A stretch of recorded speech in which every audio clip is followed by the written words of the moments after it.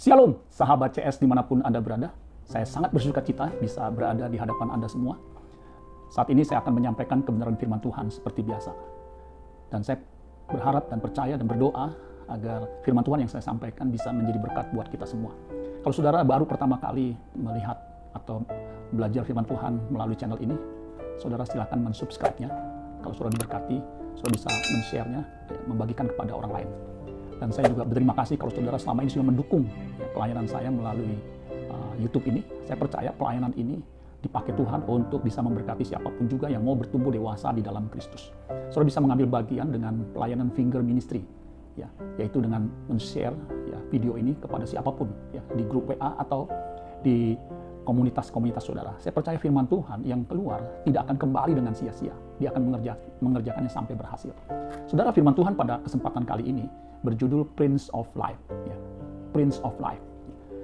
Bahasa Indonesia menerjemahkannya pemberi kehidupan, atau penghulu hidup atau penghulu hayat. Siapa yang dimaksud dengan Prince of Life? Siapa yang dimaksud dengan Prince of Life? Dan apa yang terjadi kalau kita menolak Prince of Life? Nah, kita akan belajar itu terus sekalian ya. Kisah Para Rasul 3 ayat 14 dan 15. Nanti saudara bisa baca mulai ayat 11 sampai ayat yang ke-26. Itu di bawah judul khotbah Petrus di Serambi Salomo. Jadi konteksnya pada saat itu ayat ini adalah bagian dari khotbah Petrus dan Yohanes di Serambi Salomo. Setelah mereka, Petrus dan Salomo menyembuhkan orang yang sakit lumpuh sejak lahir. Itu sembuh, bisa berjalan. Nah, ini khotbahnya. Nah, kita belajar salah satu isi khotbah Petrus ini, saya percaya ini menjadi berkat buat kita semua. Dikatakan begini, Kisah Para Rasul 3 ayat 14 dan 15. Tetapi kamu telah menolak yang kudus dan benar, serta menghendaki seorang pembunuh sebagai hadiahmu. Demikianlah ia-nya besar, yang berarti yang dimaksud adalah yang kudus dan yang benar. Ia pemimpin kepada hidup telah kamu bunuh, tetapi Allah telah membangkitkan dia dari antara orang mati, dan tentang hal itu kami adalah saksinya. Saudara udah bisa mulai menebak siapa yang dimaksud dengan the Prince of Life. Ya, betul. Ya, kalau saudara menebak atau menduga itu adalah Yesus, itu betul 100%. Ya, jadi pada saat itu kalau saudara baca Kisah Para Rasul pasal 3 ini, setelah Yesus bangkit, Yesus naik ke surga, murid-murid mulai menginjil. Ya, salah satunya adalah Petrus dan Yohanes, saudara. Jadi saudara sekalian, yang dimaksud dengan Prince of Life ini Yesus, yang mereka tolak. Ya. Saya bacakan terjemahan King James, dikatakan begini. But you deny the Holy One and the Just. Ya, Yesus itu disebut the Holy One and the Just. The Just itu benar, saudara. Ya. And ask for a murderer to be granted to you. Ya, siapa pembunuh yang menggantikan Yesus, yang ditukar, saudara sekalian? Barabas. Ya. Yesus Barabas. Kemudian dikatakan, and kill the Prince of Life, dan membunuh atau menyalibkan the Prince of Life, whom God raised from the dead, of which we are witnesses. Nah, mereka itu murid-murid saksinya, Yesus disalibkan. Terakhir terjemahan bahasa Indonesia masa kini dikatakan begini, ia suci dan baik. Ya, tadi holy and just, kudus dan benar. Di sini ia suci dan baik. Orang yang benar itu bisa dipastikan baik. Ya. Tetapi orang baik belum tentu dia benar, saudara sekalian, karena ada maksudnya, ada udang di balik batu dari kebaikan perbuatan baiknya itu. Tetapi kalian menentang dia, tadi menolak, sama, menentang dia dan mendesak supaya Pilatus melepaskan seorang pembunuh untuk kalian. Siapa yang dilepaskan sebagai gantinya Yesus? Ya, Barabas tadi. Dia seorang perampok dan pembunuh. Ya. Saudara-saudara membunuh dia, padahal justru dia lah sumber hidup untuk semua orang. Dan Allah sudah menghidupkan dia kembali dari kematian. Yang bangkit dari kematian, yang pertama kali adalah Yesus. Ya. Bangkit dan gak mati lagi. Kalau Lazarus dibangkitkan, kemudian dia mati lagi. Ya. Tetapi Yesus bangkit dan dia naik ke surga dan hidup sampai sekarang. Kami sudah menyaksikan sendiri hal itu. Nah, saudara-saudara sekalian, jadi saudara sekalian, pada saat itu Petrus dan Yohanes memberitakan tentang Yesus yang disebut sebagai the Prince of Life, yang ditolak oleh orang Yahudi. Jadi Yesus pada saat itu, ya kalau kita flashback, ya Yesus disalibkan, menggantikan kita semua sesungguhnya. Ya. Barabas yang dibebaskan. Ya. Kita bisa baca ya kisah tentang penyalipan itu di dalam Matius pasal 27, ya, ayat 15 sampai 22. Nah, saya akan bacakan secara cepat saudara sekalian. Dikatakan begini, telah menjadi kebiasaan, ayat 15, Matius 27, telah menjadi kebiasaan bagi wali negeri untuk membebaskan satu orang. Ini kebiasaan pada waktu itu. Satu orang hukuman pada tiap-tiap hari raya itu atas pilihan orang banyak. Jadi di voting begitu saudara sekalian. Ya, kebiasaan pada waktu itu, pada hari raya, pada waktu itu mendekati Paskah. Dan pada waktu itu ada dalam penjara seorang yang terkenal kejahatannya bernama Yesus Barabas. Jadi terkenal karena kejahatannya. Kalau Yesus terkenal karena kesucian dan kehidupannya yang benar dan baik. Ayat 17, karena mereka sudah berkumpul di sana, Pilatus berkata kepada mereka yang berkumpul, tentunya imam-imam kepala dan tua-tua Yahudi dan orang-orang Yahudi, siapa yang kamu kehendaki kubebaskan bagimu? Yesus Barabas atau Yesus yang disebut Kristus? Ia memang mengetahui bahwa mereka telah, perhatikan, mereka telah menyerahkan Yesus karena dengki. Siapa yang menyerahkan Yesus karena dengki? Siapa yang dengki ini? Ya, kita bisa pastikan tua-tua Yahudi dan juga imam-imam kepala. Ya. Ketika Pilatus sedang duduk di kursi pengadilan, istrinya mengirim pesan kepadanya, jangan engkau mencampuri perkara orang benar itu. Ya, jadi istri Pilatus sudah diberitahu dalam mimpi. Sebab karena dia, aku sangat menderita dalam mimpi tadi malam. Jadi mimpinya horrible. Ya. Ayat 20, tetapi oleh hasutan imam-imam kepala dan tua-tua Yahudi, orang banyak bertekad untuk meminta supaya Barabas dibebaskan dan Yesus dihukum mati. Wali negeri menjawab dan berkata kepada mereka, siapa di antara kedua orang itu yang kamu kehendaki kubebaskan bagimu? Kata mereka, Barabas.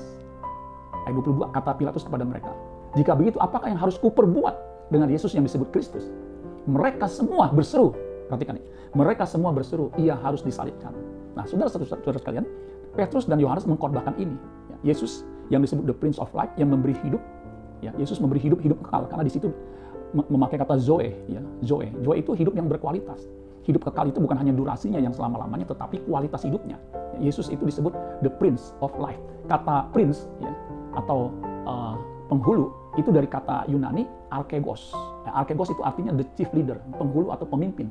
Prince, ya, Prince itu bisa pangeran, bisa juga pelopor, pionir, author yang menyebabkan, ya, captain, originator. Makanya beberapa terjemahan lain mengatakan the originator of life, ya, yang menyebabkan atau membuat orang bisa hidup berkualitas atau hidup kekal.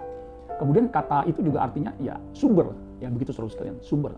Makanya the Prince of Life atau archegos ho zoe itu bisa diterjemahkan the originator of life, the Prince of Life, penghulu hayat atau sang pemberi hidup. Ya, itu Yesus.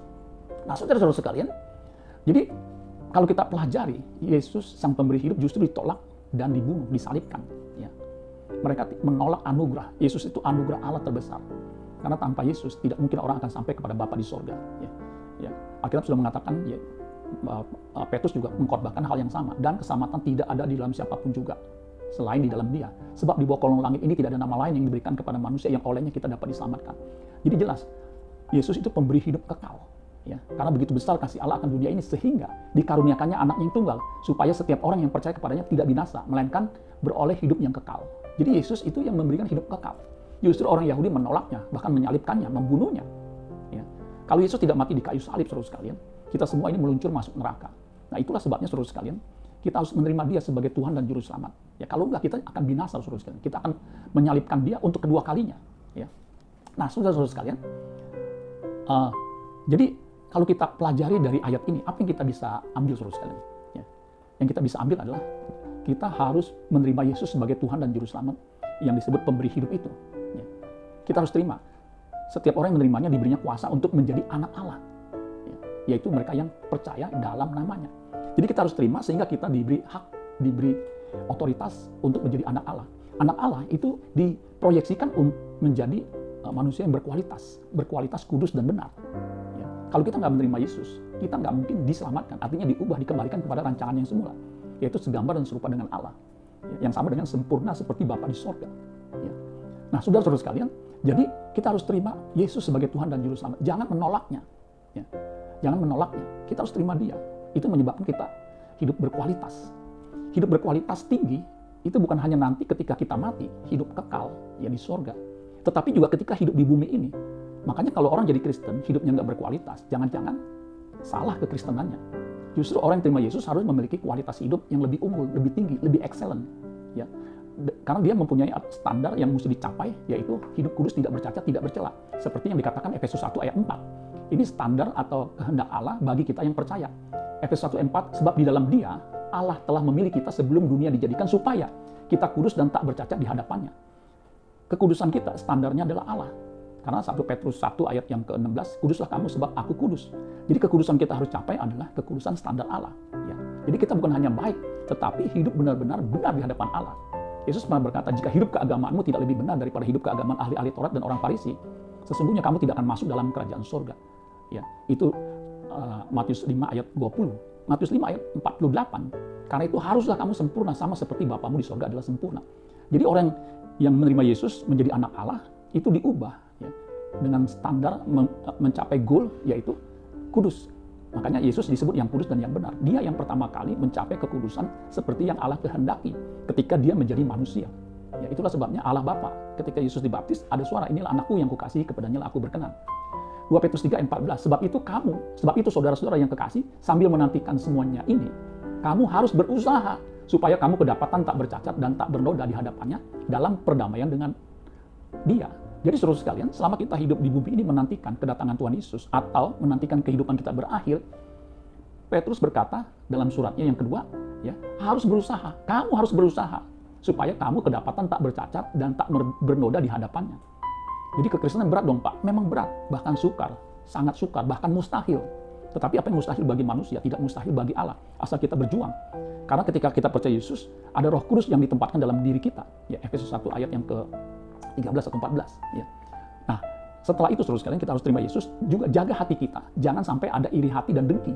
Seperti imam-imam kepala, tua-tua Yahudi itu, mereka iri dan dengki kepada Yesus. Ya.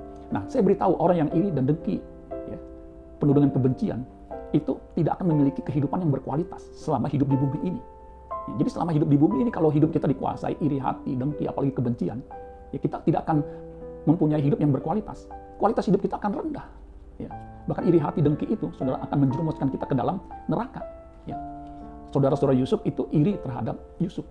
Ya. Karena Yusuf lebih disayang oleh ayahnya Yakub daripada saudara-saudaranya. Itu dengan jelas dikatakan di Kejadian 37 ayat 4. Nanti saudara bisa baca di rumah. Itu mereka iri hati. Ya, kemudian benci. Ya. Makanya di Kisah Para Rasul 7 ayat 9 itu dikatakan karena iri hati bapak-bapak leluhur kita menjual Yusuf ke tanah Mesir, tetapi Allah menyertai dia. Ya. Yusuf walaupun diiriin, dibenci oleh saudaranya, tetapi dia tidak termakan sehingga tidak hidup dalam kepahitan atau kebencian. Hidupnya berubah meskipun dia sebagai orang asing, bahkan sebagai budak. Tuhan munculkan dia sebagai mangku bumi, sebagai orang kedua di Mesir. Ya. Nah, jangan sampai kita hidup dalam kebencian, iri hati, dengki saudara sekalian, seperti tua-tua dan juga imam-imam kepala itu. Nah, Alkitab dengan jelas mengatakan Yohanes 1 Yohanes 3 ayat 15, ini surat dari Yohanes yang tadi menyertai atau bersama dengan Petrus. Dia menulis begini, setiap orang yang membenci saudaranya adalah seorang pembunuh manusia. Dan kamu tahu bahwa tidak ada seorang pembunuh yang tetap memiliki hidup yang kekal di dalam dirinya. Jadi kita sebagai orang Kristen hati-hati. Jangan sampai kita punya iri hati dengki terhadap sesama, apalagi membenci. Alkitab dengan jelas mengatakan yang membenci itu akan menjadi pembunuh. Biar firman Tuhan ini boleh mengingatkan kita, menyadarkan kita untuk menerima Yesus dan hidup dalam kekudusan dan hidup benar di hadapannya.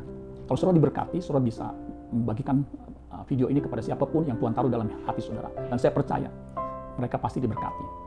Amin buat firman Tuhan. Tuhan Yesus memberkati.